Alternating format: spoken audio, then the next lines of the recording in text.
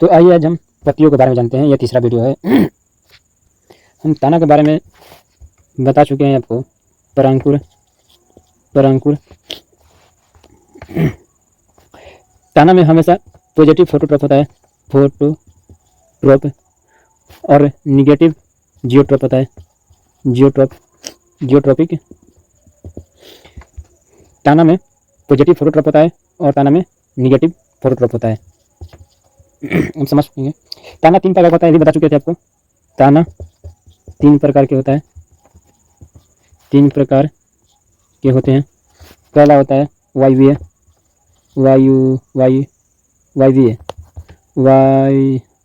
वायुवीय, ऐसे नहीं होगा, ऐसे होगा, वायवीय। ताना होता है एक अर्धवायवीय होता है, अर्धवायवीय होता है, एक भूमिगत होता है, भूमिगत होता है। वायवीय बता देते 95% भाग वायवीय हवा में होता है, जैसे कि आम, बरगद, शीशो जितना भी है, जामुन वगैरह सब वायवीय होता है। अर्धवायवीय घास बताए थे, 20% हिस्सा इसका पृथ्वी भूमि के अंदर होता है और जड़ होता है, और इसका 80% भाग ऊपर में होता है, जिसको लोग यहाँ से काटते हैं, फिर ये ऊपर में उग जाता है। अर्धवायवीय घास में आता है। भूमिगत में आपको बता दिया कि आलू, ओल, प्याज, लहसुन, अदरक, हल्दी इत्यादि भूमिगत में आते हैं। आलू, ओल, प्याज, लहसुन, आपके बारे में आपको ये सब बता दिए थे। आपको हम ये भी बता दिए थे कि आलू में सेलुलोज होता है, और प्याज में सल्फोनिक होता है, सल्फोनिक एसिड होता है, और हल्दी में कुरेक्मिन होता है, और लहसुन में एलासिन होता है। आलू में काला काला डब्बा जैसा ब्लैक कलर का होता है, जो ऑक्सीजन की कमी के कारण होता है। देखेंगे ट्यूबर खबर होता होगा आलू में। आज आपको पत्तियों के बारे में बताएंगे। तो चलिए हम पत्तियों के बारे में स्टार्ट करते हैं। आप ये समझ गए होंगे, परांकुर होता है, पॉजिटिव फोटोट्रॉप, निगेटिव जियोट्रॉप। पत्तियाँ तना 3 प्रकार होते हैं, वायवीय, अर्धवायवीय, भूमिगत। वायवीय में 95% जैसे कि आम, बरगद, अर्धवायवीय में घास, भूमिगत में आलू, प्याज, लहसुन, ये सब आ जाएंगे।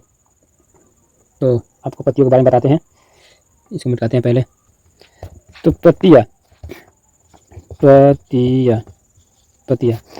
पत्तियाँ भोजन कैसे बनाती है? भोजन, देखिए पत्तियाँ भोजन प्रकाश संश्लेषण द्वारा बनाती है। प्रकाश संश्लेषण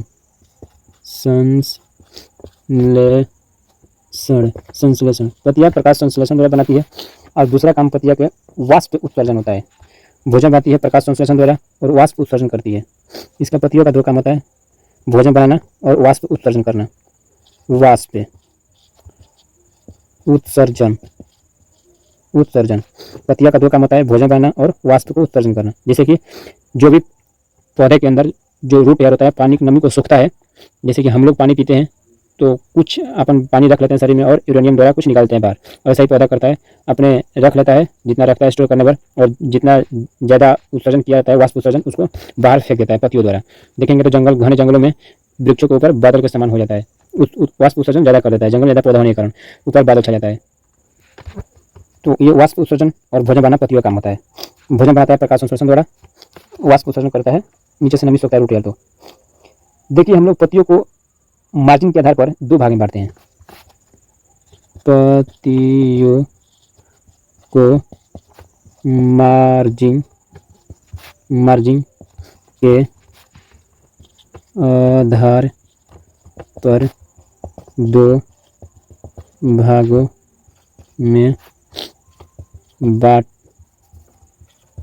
में बांटते हैं। पत्तियों को मार्जिन के आधार पर 2 भागों में बांटते हैं। एक होता है सिंपल और एक कॉम्प्लेक्स। सिंपल, और 2 नंबर होता है कॉम्प्लेक्स। एक होता है सिंपल, एक होता है कॉम्प्लेक्स। तो सिंपल और कॉम्प्लेक्स देखेंगे कैसे कैसे पत्तियाँ सिंपल में होती है और कैसे पत्तियाँ कॉम्प्लेक्स में होती है। ये तो आप समझ गए। पत्तियाँ भोजन बनाती है और वाष्प उत्सर्जन करती है। इसका 2 काम होता है। भोजन अपना प्रकाश संश्लेषण द्वारा बनाती है। पत्तियों की मार्जिन के आधार पर इसको 2 भाग में बांटते हैं, सिंपल और कॉम्प्लेक्स। तो सिंपल कॉम्प्लेक्स के बारे में जानते हैं, इसको मिटाते हैं पहले। देखिए पहले कॉम्प्लेक्स के बारे में बता देते हैं आपको। जैसे कि ये ताना हो गया, ये भूमि हो गया। तो पत्तियाँ कॉम्प्लेक्स के बारे में पहले बताते हैं।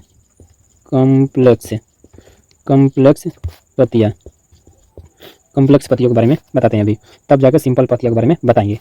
कॉम्प्लेक्स पत्तियों का फिगर देखिए ऐसा होता है, थोड़ा अच्छा नहीं बनेगा बट समझ जाएंगे आप।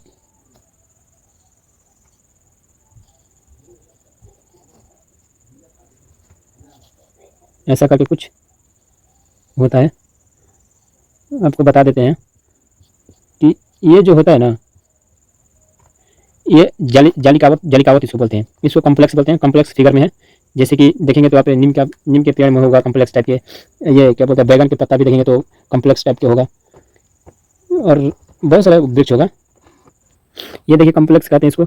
ये जो बीच में रहता है सीधा, इसको मध्य सिरा बोलते हैं। ये जो होता है सिरा होता है, और इसमें जो छोटा छोटा नहीं होता है छिद्र जैसा, वो छोटी सिरा बोलता है। ये मध्य सिरा, सिरा और छोटी सिरा।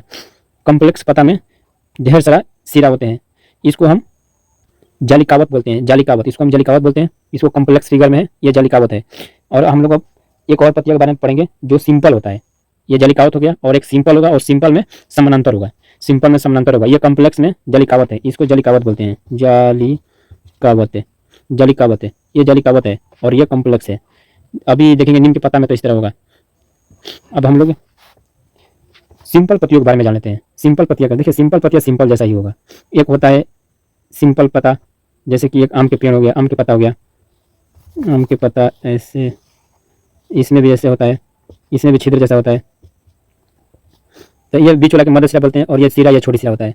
ये कॉम्प्लेक्स में नहीं है, ये कोर इसका सिंपल है, कोर इसका सिंपल है, कॉम्प्लेक्स नहीं, ये कॉम्प्लेक्स में है, और जालिकावत है, ये भी जालिकावत है।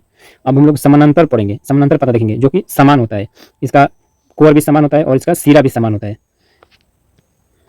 जैसे कि ये पता हो जाता है क्या चीज़ का, केला का, केला का। इसमें देखिए एक सिरा होता है, मध्य सिरा, और बाकी सब समानांतर होता है।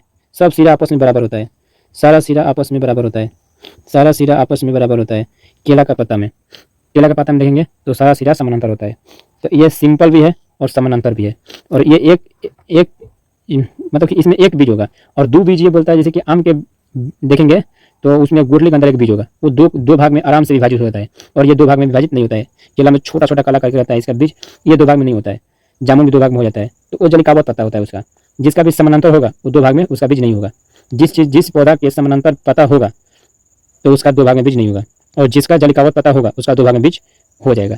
तो आप समझ गए हैं, मार्जिन के आधार पर दो भाग में बांटते हैं। सिंपल कॉम्प्लेक्स बारे में समझ गए। पत्तियां भोजन बनाती है और वाष्प शोषण करती है, वाष्प शोषण करती है। और बताते आपको कि देखिए गर्मी के मौसम में पत्तियां झड़ जाता है। क्यों? क्योंकि जून के महीने में पत्तियां झड़ जाती है। जून के महीने में पत्तियां झड़ जाती है। क्योंकि देखिए झड़ने का मतलब कारण क्या होता है ना, कि जैसे कि पत्ता नहीं झड़े तो उसका जो पानी नहीं मिलता है, बारिश नहीं होता है। जून के महीने में बारिश नहीं होगा, वाष्प उत्सर्जन तो करेगा ही, और पत्तियां नहीं झड़ेगा तो बाहर फेंक देगा पानी को, तो पानी की कमी हो जाएगा, तो पत्तियां सूख जाएगा। इसलिए पत्तियों को अपने झाड़ देता है पौधा, पत्तियों को झाड़ देता है। पत्तियों को झाड़ने की वजह से इसका जो वाष्प उत्सर्जन होता है बाहर की ओर नहीं हो पाता है। पत्तियां ही नहीं है तो बाहर उत्सर्जन कैसे होगा, वाष्प उत्सर्जन कैसे होगा? तो वाष्प उत्सर्जन बनाता है बट ऊपर बाहर नहीं निकल पाता है, क्योंकि पत्तियां नहीं होती है।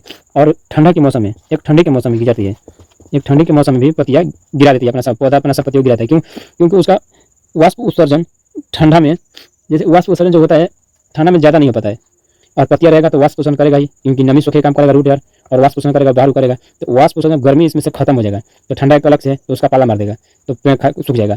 इसके चलते पत्तियां अपने गिरा देती है, तो वाष्प शोषण हो भी नहीं करेगा, प्रेशर नहीं बनेगा। पत्तियां नहीं रहेगा तो प्रेशर कहाँ से बनेगा? पत्तियां रहेगा तो प्रेशर बनेगा। इसलिए पत्तियां ठंडा के मौसम में गिराती है। तो पौधा अपना पत्तियों को दो बार गिराती है पेड़, एक गर्मी के मौसम में, एक ठंडी के मौसम में। गर्मी के मौसम में पानी बचाने के लिए, और ठंडी के मौसम में वाष्प शोषण ज़्यादा ना हो इसलिए पत्तियां अपनी गिराती है। ताना से 1% भोजन बना सकती है, ताना से 1% भोजन पौधा अपना बना सकती है। आप तीसरा वीडियो कल देखेंगे।